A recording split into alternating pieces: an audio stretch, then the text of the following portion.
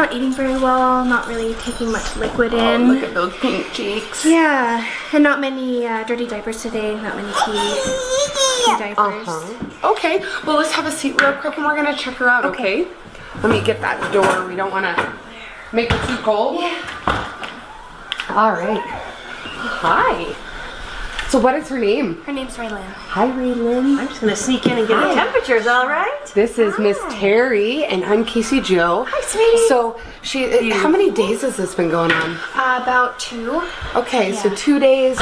Not the bad fever though. Is she coughing? A little bit of a cough, runny nose. Okay. To start off with. And you said not a lot of diapers today? No. Okay, Probably that's 3. definitely, so just 3? Yeah. Where's she normally at for her? Normally about 5. Okay. 5, 6. Okay, is she eating and drinking okay, or is she kind of? No, she's really struggling to get any liquid in. She'll eat a little bit, but not very much. Hey Terry, did you get?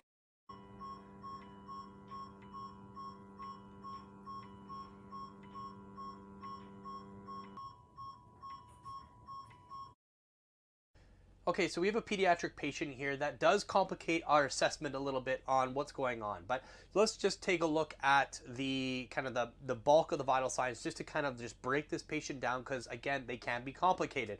So first off, the temperature is quite high. So we do know that there is some sort of infection going on that the body is trying to fight right now. That's the first thing that we need to be aware of here, that that this is a concern. Mom says this has been going on for a little while now, so this patient has been sick for a decent amount of time with this fever, so that's something to really take in consideration.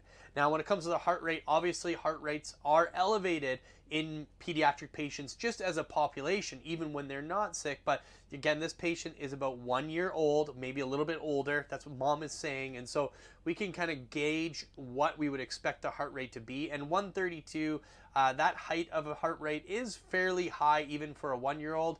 1 year olds are going to be kind of in the range of like high tackies. Like we're talking like in the like 110s, 120 range is not uncommon for them, and they're going to start to their heart rate's going to start to come back to, you know, a normal adult range as they get older. So this patient with a heart rate of 132 is relatively high, so that's an indication that there is some sort of infection going on that's causing an injury to this patient, that's causing some sickness to this patient, as well as other things that indicate too. The blood pressure is relatively low in this particular patient as well. Again, we would be using the 70 plus 2 times their age in order to determine hypotension from a systolic standpoint.